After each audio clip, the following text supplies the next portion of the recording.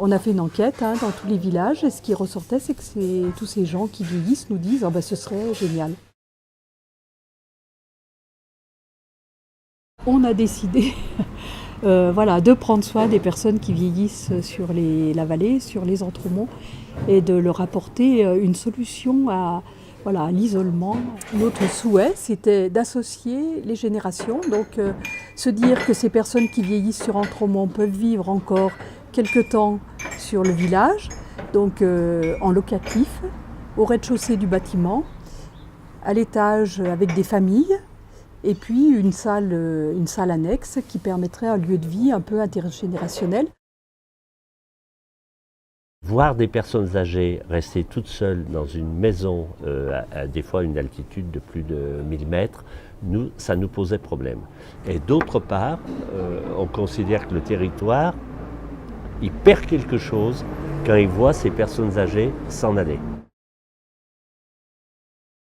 On a bâti une charte de vie du bâtiment en lien avec l'OPAC et puis les résidents, de façon à ce que les familles qui seront à l'étage d'emblée sachent qu'au rez-de-chaussée il y a des personnes âgées et que les uns et les autres doivent vivre ensemble de façon tout à fait acceptable. On a très très envie que la vie des familles qui vont venir soit partagée par ceux du rez-de-chaussée et vice-versa. C'est des dépannages, ça peut être les grands-parents qui gardent parfois les petits ou les familles qui jettent un œil si le grand-père ou la grand-mère du rez-de-chaussée a des besoins. Comme c'est du locatif, c'est quand même leur logement personnel. Je veux dire, c'est pas une résidence pour personnes âgées. Il y aura plusieurs personnes qui se trouveront sur un même lieu, mais pas uniquement entre elles, mais avec des activités. On travaille avec l'environnement pour qu'ils puissent avoir tout ce qui est soutien et aide à domicile, mais aussi tout ce qui est convivial au niveau des repas, au niveau des activités culturelles et tout ça.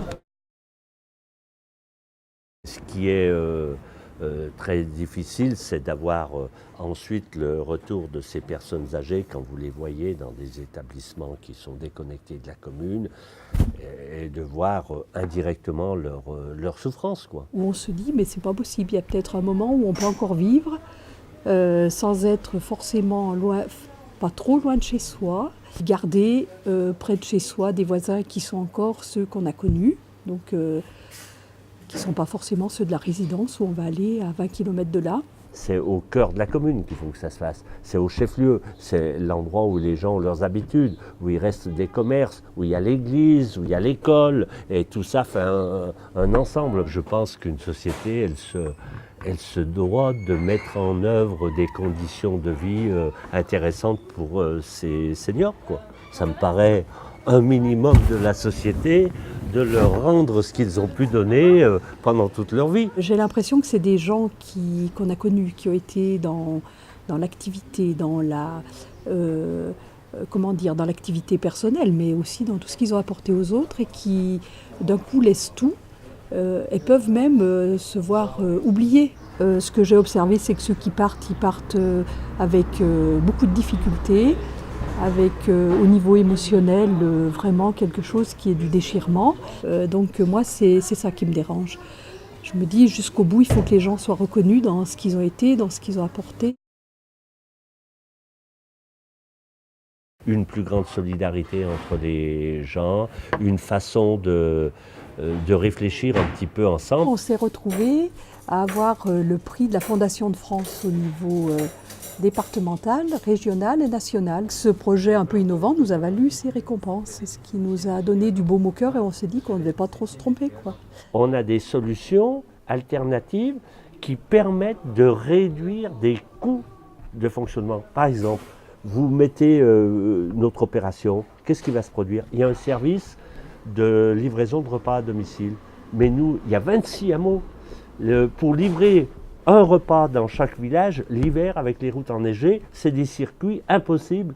Là, on réduira les coûts parce qu'il y aura une livraison à un même endroit. On peut imaginer plein de choses comme ça. Et y compris sur le plan économique, la société, là si on parle uniquement sur un plan strictement financier, s'y retrouvera. Et en plus, sur le plan personnel, on a une dimension qui n'a rien à voir. On fait de la rénovation pour des personnes qui vieillissent, même si elles sont encore autonomes. Donc ça veut dire qu'il faut quand même un bâtiment qui soit aux normes. Et puis de toute façon, quoi qu'il en soit, là, on est contraint de faire pour accéder aux personnes handicapées, pour un accès aux personnes handicapées. Donc ça veut dire que c'est des coûts conséquents et qu'il fallait rechercher des financements. Donc ça a été hyper difficile. Il faut se rapprocher des structures qui peuvent aider, c'est-à-dire qu'il y a des structures qui aident dans la construction du projet, il y a des structures qui aident dans le financement et il faut peut-être essayer de convaincre tout le monde. Je pense qu'il y a besoin de garder ces croisements de générations qui apportent du bénéfice aux uns et aux autres, pas seulement qu'aux personnes âgées, je pense que c'est dans les deux sens. Ici, c'était facile pendant longtemps. Les gens vivaient, toutes les générations confondues, on se croisait. Quand je vous disais ce que les gens vivaient ici, tout le monde le partageait, c'est vrai, et toutes les générations.